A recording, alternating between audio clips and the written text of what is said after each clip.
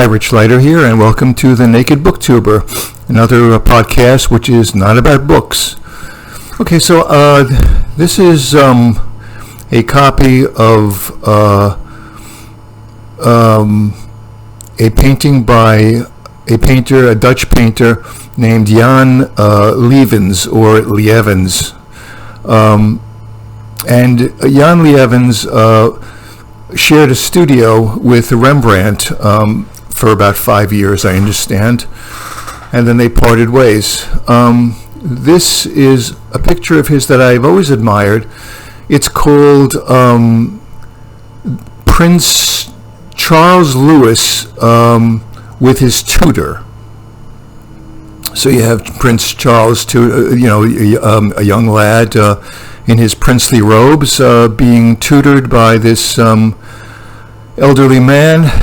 And of course, you have this big tome, this ponderous tome between the two of them.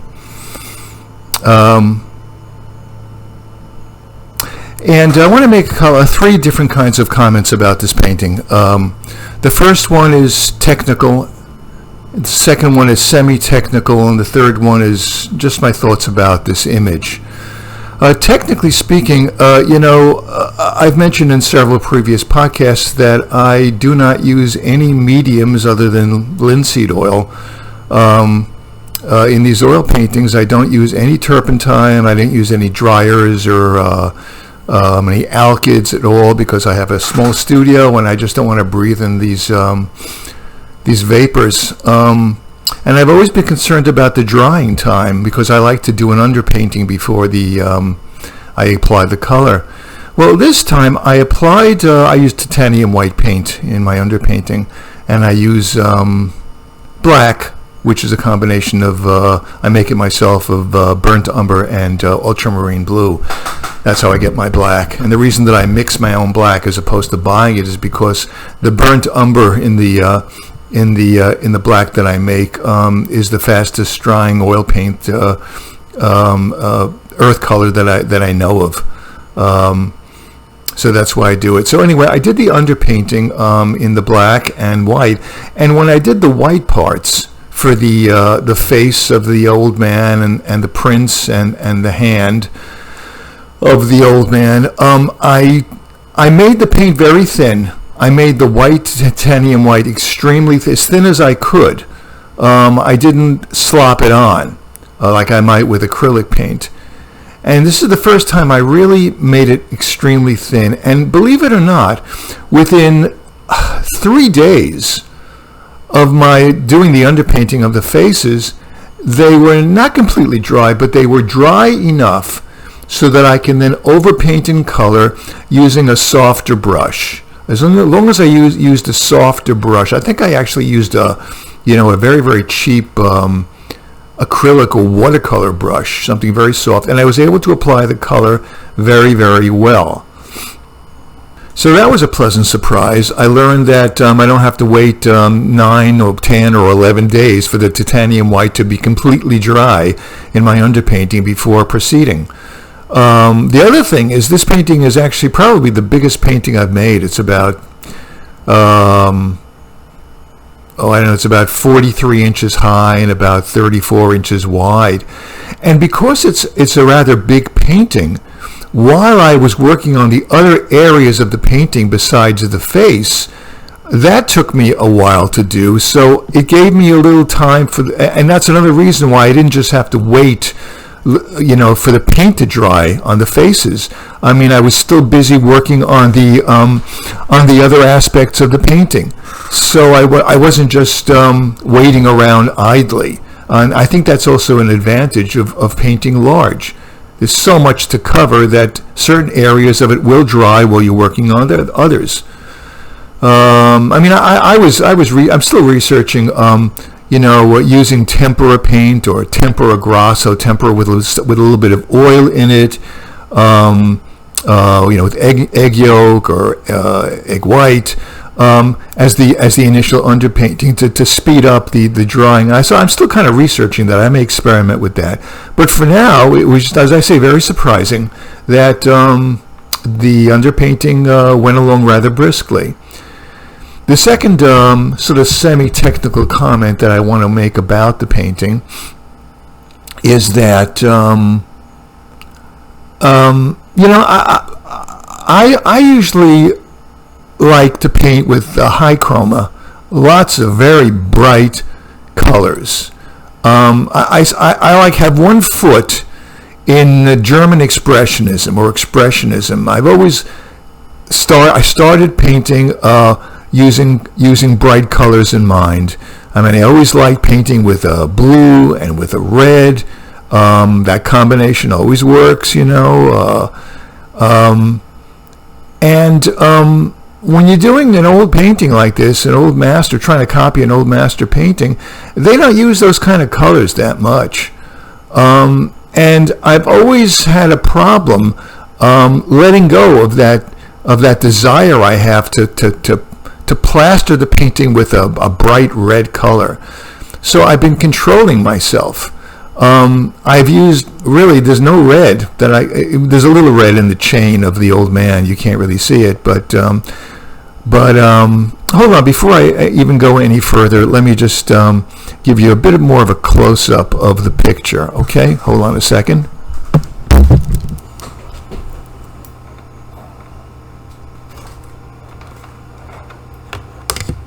Okay, here we go. This is about the closest I can get it right now. Yeah, there it is.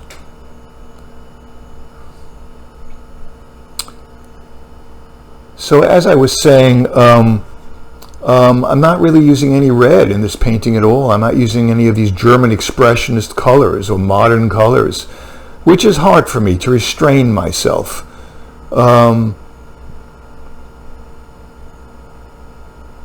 Let me put it back now. I'm having a little trouble holding both the camera and the microphone. Hold on a second. Hold on. I'll be right back. Okay, here we are again. So as I was saying, I'm having a lot of trouble restraining myself from just using, some bright colors that Van Gogh or Soutine would use. And it's a discipline, and I'm glad I'm doing it. They just use a very limited palette, these old masters, and they don't use these kinds of bright colors. It's funny, as soon as I finished doing this painting, it was such, slow going and so exacting, and I was restraining myself from using a bright brick red or something, that as soon as I finished the painting, with this aspect of the painting, I immediately wanted to start copying a painting by Soutine, somebody who splatters red all over the place, So you have to restrain yourself. There's a way I'm beginning to realize that these old masters painted, and even with their restrained use of color, they make maximum use of it, and the colors are beautiful without screaming. One of the things about the Impressionist painters, people who don't paint or who are ignorant about painting, who have an untrained eye, are immediately drawn to the Impressionists. Van Gogh, and the reason they're drawn to it is because the untrained eye, the first thing that they see and that they respond to is very, very bright, loud color. And that's the first thing that I responded to also when I was beginning to look at paintings and beginning to paint myself. These bright colors.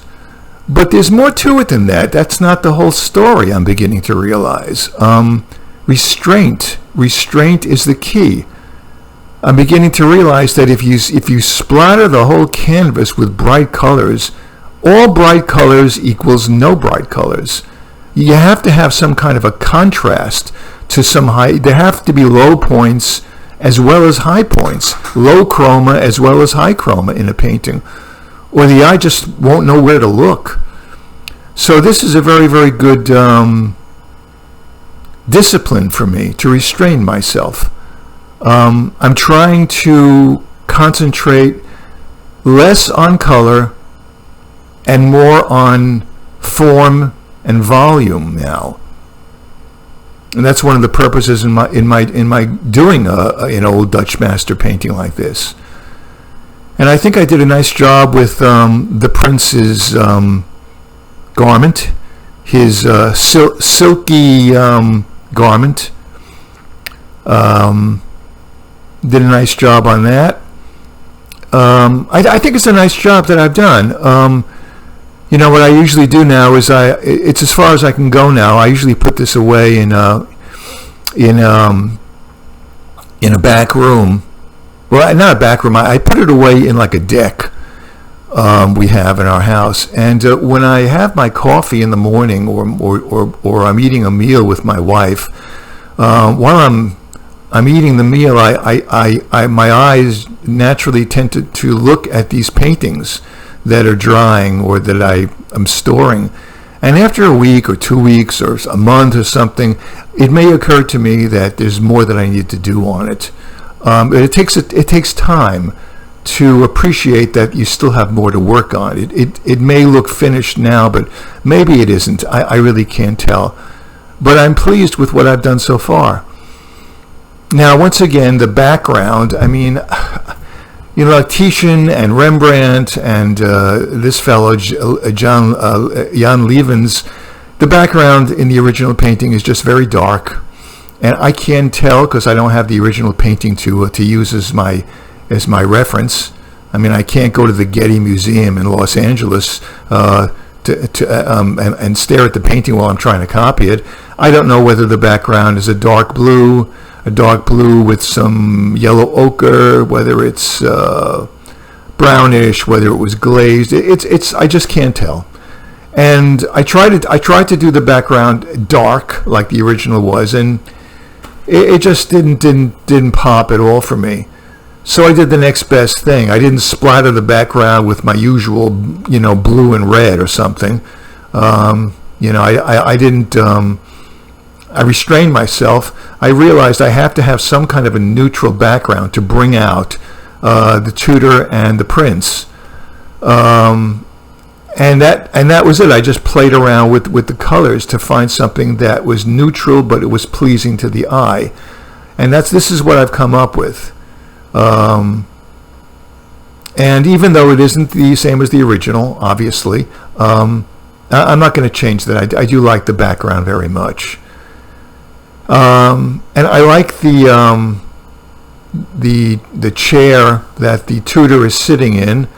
Again, it's different than the original painting, but especially on the right side, the right side of the chair, it actually kind of looks the way I applied the paint, as if the chair is made out of granite or rock, and I like that, and I didn't intend to do that, but it just kind of happened. This where is it?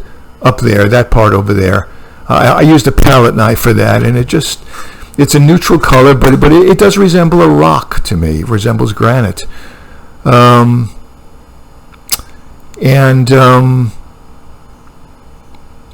that's it. So I feel I'm learning a lot about restraint, and I'm learning there is a way of painting a painting without using high chroma colors that can be visually stunning.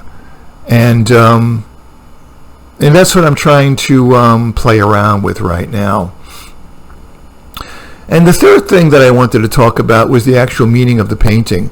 And I love this painting just because of the power of the image. You have the young prince who is completely unschooled, who is naive, who's just beginning to enter life. He's almost like made up like a doll with his princely robes. He knows nothing, and here you have this old man who is trying to impart the wisdom of the ages to him with this ponderous tome. It's almost as like he has his hand stretched the tutor in such a way as to say, he's trying to correct the prince, or impart some pearl of wisdom. And it's kind of funny and also kind of touching and tragic, because here you have such a young boy and such an old man, and it's obvious that it's impossible for the old man, the tutor, to communicate any wisdom or knowledge to such a young lad. It's impossible, I think, for wisdom to be imparted, shared with another person, period, but especially with a young boy like this. So it's kind of touching that he's attempting to do this. And then I think to myself, well, what is the old man actually trying to impart to the young lad? Is he telling him philosophical things, philosophical speculations that are derived from this ponderous tome on the left? Because it goes to show you that human beings really don't have an absolute kind of wisdom at all. We don't know anything at all. The old really don't know the mystery of life. All that they can hope for is to acknowledge that, I think. And so what is he doing? He's trying to impart an illusory knowledge to the young prince, a knowledge that doesn't really exist at all. And maybe this tutor is deluding himself, as so many scholars and rabbis and priests and academics are. They are deluding themselves into thinking that there is some kind of absolute knowledge which can be gained from the study of ponderous tomes. And maybe that's what he's trying to impart to the young lad. Or maybe he isn't. Maybe this book is the Bible, and maybe they've turned to the Ecclesiastes. And maybe this old tutor is not so self-deluded as we might think. Maybe he's whispering in the ear of the young prince. He's saying, "Vanity of vanity, all is vanity." Maybe he's trying to impart that to him. And of course, it's impossible to impart that kind of knowledge to the young. It's completely lost on them. So any way you look at the tutor, there's something slightly comical and slightly tragic about the whole notion of teaching, or of imparting wisdom, or of tutoring somebody. So I think that this invention of Jan Lievens, of depicting this particular scene, the tutor with his very, very young charge, is quite an original and an imaginative one, and a very, very touching one as well. Thank you.